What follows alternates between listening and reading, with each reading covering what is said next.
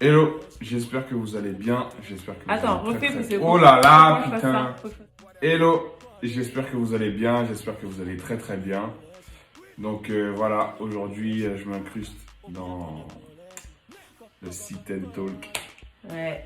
Pour avoir un thème très intéressant. Donc c'est quoi le thème?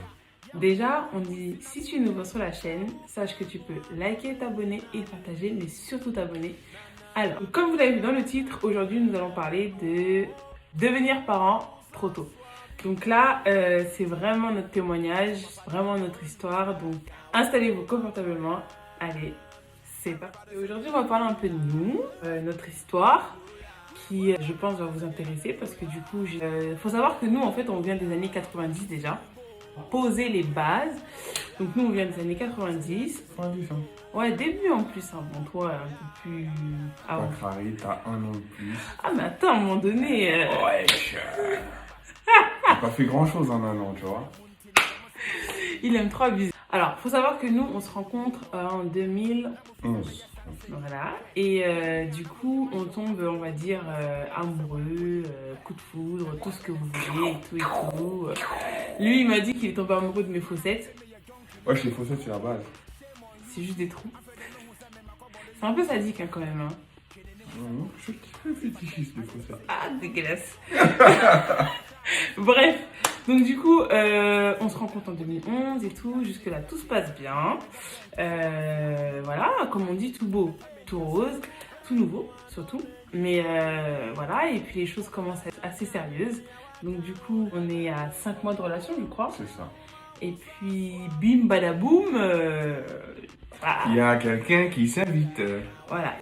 Et du coup, c'est un peu compliqué pour nous. Parce qu'en fait, moi, il faut savoir qu'à ce moment-là, j'ai 19 ans. Et lui, il en a 18.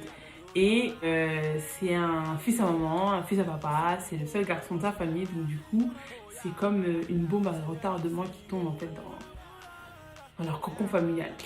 D'accord. Donc, qu'est-ce qui va se passer? C'est qu'en fait, ses parents, ils vont complètement rejeter la grossesse. Au départ. Et mais genre... Vraiment la rejeter brutalement. Ah ouais, non, ça c'était vraiment... J'ai annoncé à mes cousins.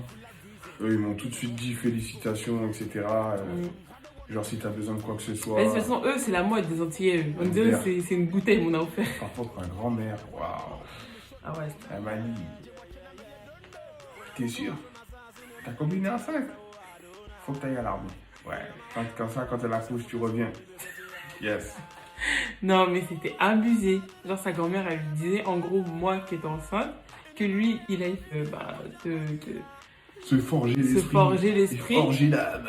Devenir un homme à l'armée en mangeant du muesli avec du lait, des barres chocolatées, en faisant des randonnées de 16 jours sans dormir. Ouais. Vraiment. Arrêtons quand même. Non mais je vous jure, si on raconte ça à sa grand-mère aujourd'hui, je suis sûre elle s'en rappelle pas. Je suis sûre. Et sa grand-mère, c'est tellement un amour vraiment violent quoi. Et pour lui, en fait, déjà même quand je lui ai appris que j'étais enceinte et tout, il était en PLS le mec. Juste ça, on pourrait faire une story juste pour sa réaction. Là, on fait un sit and talk de 44 minutes. Obligé, juste pour ça. Juste ça. Mais bon, on vous épargne les détails, donc du coup, en fait, t'étais grave, enfin, t'étais déboussolé quoi. Ouais, j'avais un petit peu 18 ans, je travaillais pas. Ouais. J'étais plus à l'école. J'avais un avenir incertain quoi. Non, t'avais pas un avenir incertain, c'est juste que t'avais pas encore posé tes ambitions. T'étais un jeune quoi, tu savais pas encore quels étaient vraiment tes projets, tes objectifs. Voilà. Ça arrive à tout le monde. Hein. Et puis moi, moi je travaillais déjà un petit peu, j'avais arrêté l'école, mais voilà, j'étais vraiment dans la vie active. En gros, ça allégeait un peu les données, on va dire. Mais du coup, donc lui, il l'a annoncé à ses parents et moi, je devais l'annoncer à mes parents. Bon, si vous avez déjà vu la vidéo Tout sur moi, normalement, vous savez à quel moment on se situe là dans l'histoire. Donc du coup, voilà, comme pour ceux qui ont regardé la vidéo, j'annonce à mes parents. Ceux qui n'ont pas regardé, je vous invite à faire un review et d'aller voir toutes les vidéos, surtout celles où il y a tout sur moi. Voilà, comme ça vous allez être vraiment en mage. Vous allez bien comprendre. Voilà. Donc du coup, moi j'annonce à mes parents. Mes parents, moi franchement, il faut savoir que voilà, c'est des Haïtiens, ils sont stricts. Moi, j'ai pu sortir à l'âge de 17 ans, 16-17 ans. Et encore, c'était vraiment quelque chose de... Hein. Et puis là, j'ai 19 ans et j'annonce à ma mère que je suis enceinte. Donc moi, je m'attendais à ce qu'elle me... Voilà, Pas du tout. Pas du tout. Elle demande... Enfin, elle connaissait déjà mon copain, mais... Enfin, mon mari aujourd'hui. Mais je voulais le voir et tout, parler avec lui, briser les bases et tout ça et tout ça. Elle connaît mes ambitions par rapport à ça. Voilà. Mais lui, il était vraiment dans le... Toi, t'es dans le gaz, toi. Là, franchement, là, c'est... Grenade lacrymogène, mes yeux sont fermés, j'arrive plus à respirer. Que vais-je faire? Hyperventilation. Non, mais franchement, c'était chaud de ouf. Et puis du coup, confrontation avec les parents, et puis là, ça commence. En fait, moi, ce qui m'a choqué, c'est... En fait, j'avais l'impression d'être, tu vois, une marchandise.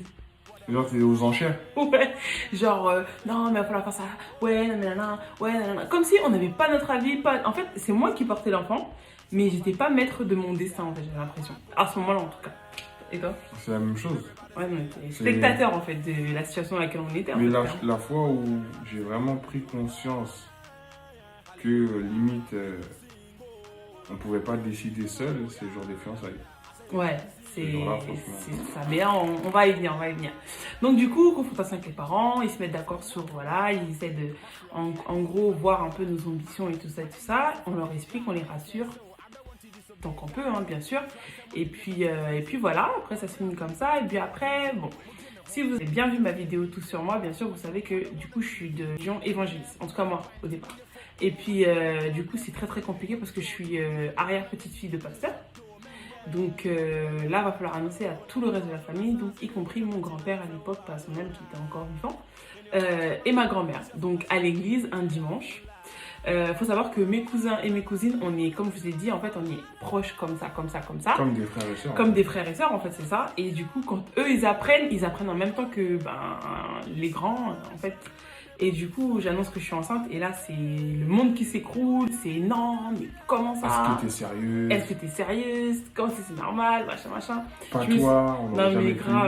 Et carrément, je me rappelle, je me suis embrouillée avec une de mes cousines et enfin ça, c'est pas allé loin, mais c'était violent quoi, parce que en gros, j'étais plus jugée que soutenue et franchement, ça m'a fait mal au cœur. À l'époque, il y avait beaucoup plus de sensibilité vu que j'arrivais pas à dissocier en fait on va dire mes émotions de la réalité et du coup c'était vraiment disproportionné. Ma famille à moi en fait ils ont demandé à ce qu'on se fiance, non qu'on se marie carrément. On se marie. Et le plus vite possible en gros. Alors c'est limite demain on a un créneau de libre, demain on parle. C'est ça en fait, c'était ça en fait. Alors, tu fais quoi entre midi et 2 Ouais, vas-y on organise le mariage d'un tel. Non franchement c'était chaud. Mais par la grâce de Dieu moi j'ai cette force de caractère qui fait que je ne me laisse jamais influencer par qui que ce soit. Même par mes parents, pour vous dire. Donc ça veut dire qu'ils auraient pu même me mettre la corde au cou, que j'aurais refusé de me marier trop tôt. Parce que le mariage, c'est pas quelque chose avec laquelle on joue. C'est pas un truc qu'on néglige. C'est pas quelque chose qu'on néglige, pas quelque chose qu'on fait pour, entre guillemets, c'est pas un pansement en fait qu'on colle sur une blessure comme ça. Non. Moi, surtout, on l'aurait pas fait pour faire plaisir aux gens. En fait. Exactement. Le mariage, c'est vraiment quelque chose de trop important. Et franchement, je remercie le Seigneur que... Voilà quoi, qu'on ait décidé de pas les comme on s'est concerté nous deux déjà, ouais. Donc on a pris notre décision, on s'est fiancés voilà. Contre toute attente parce qu'on pensait que vas-y on allait faire le mariage le jour même, etc. Non. C'était juste pour vous faire taire en fait. Je refuse. Parce qu'en fait, il faut savoir que moi j'ai remarqué qu'en fait la société a beaucoup de regard sur la vie des gens. Et c'est ce que j'ai compris en fait quand nous ça nous est arrivé parce que c'était pas en mode, ils étaient pas dans la compassion. Après c'était à l'époque, hein. Je suis pas en train de jeter la pierre ou quoi si ma famille regarde la vidéo, mais c'est juste pour vous mettre dans le contexte en fait, c'est pour vous expliquer comment on a perçu le message. Voilà, comment nous on a perçu le message en tant que personne, tu vois. Donc comme je vous ai dit, nous on était limite spectateurs en fait de la situation dans laquelle on était, ce qui fait que du coup on avait plus du recul en fait. Alors que normalement, le recul devait être fait de l'autre côté, normalement. Mais j'ai été jugée, franchement, on m'a jeté la pierre, on m'a... Voilà quoi, franchement, j'ai essuyé. Et franchement, merci, comme j'ai toujours, merci Seigneur pour les épreuves que j'ai eues, que j'ai traversées et que je traverserai encore et encore. parce que ça m'a forgé en fait, ça nous a forgé. Maintenant on sait que on peut compter que sur nous. Voilà, en fait on s'en fout tellement maintenant parce que... Ça va être un plus, mais moi je sans m'en plus. fous. Moi je m'en fous parce que maintenant je suis tellement vaccinée parce que les gens ils ont... Non mais je suis vaccinée parce que les gens ils sont trop dans le jugement tout de suite en fait. Ils sont pas dans la compréhension, dans la compassion, dans l'empathie. Non, tout ça ça vient après. Tout ça c'est venu quand le bébé est né. Vous voyez ce que je veux dire? C'est pour ça qu'on dit que oui au début c'est toujours dur, mais après quand l'enfant est né, tous les cœurs sont apaisés, tout ça et tout ça. Et en fait, moi j'aurais aimé, mais c'est comme tu me le dis souvent, il faut jamais attendre trop de choses des gens, mais moi j'aurais aimé que voilà, que tout ça se fasse avant, la compassion, l'empathie et tout ça. Mais bon, ça s'est passé autrement. Tant mieux, hein. Donc on est resté 3 ans. J'étais maigre en plus. Ouais, t'étais mec de ouf. Voilà. Tu mangeais pas. Ah, j'étais en mode. T'avais faim. Famine. Et à l'époque, j'avoue, on avait faim.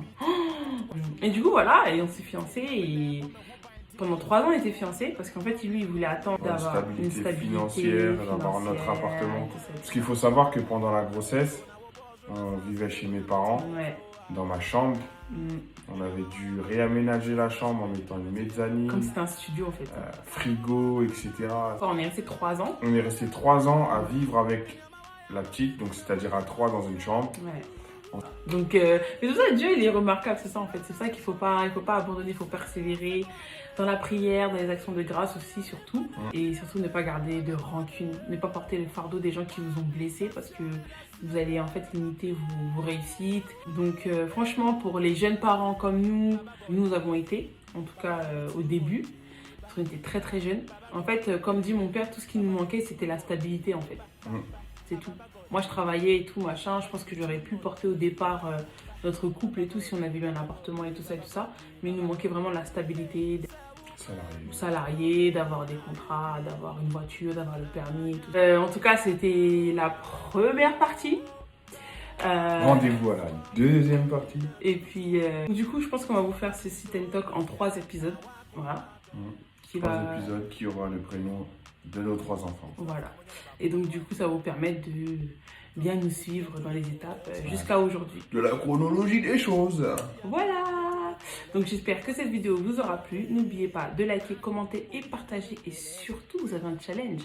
C'est de pouvoir faire partager cette vidéo au moins 100 fois. 100 fois et on vous donne le deuxième épisode.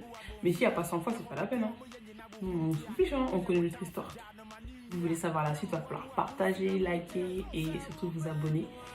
Ton truc là, ça devient comme Power, c'est trop technique. C'est trop technique. Il faut avoir de la mentale aussi. Donc voilà, on se retrouve à l'épisode 2. Tchuss! Bisous!